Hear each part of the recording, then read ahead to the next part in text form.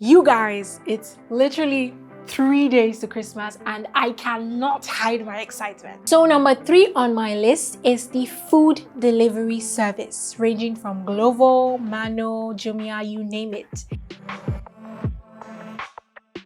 Now, Jumia Food is operated by Jumia Nigeria and is one of the best food delivery platforms and most popular in Nigeria at the moment. Using Jumia Food is quite easy. All you have to do is simply visit the website or download the Jumia Foods app on your smartphone and select your location. A list of restaurants delivering to your location would be displayed. You can then proceed to select a restaurant, select the food you like, pay, and it will be delivered to your doorstep.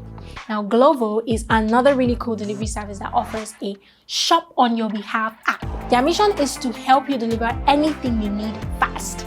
And it promises to let you order anything locally on demand and have it delivered from your favorite restaurants, supermarkets, shops, to even pharmacies. Now, there's also Uber Eats, which is an online food ordering and delivery platform.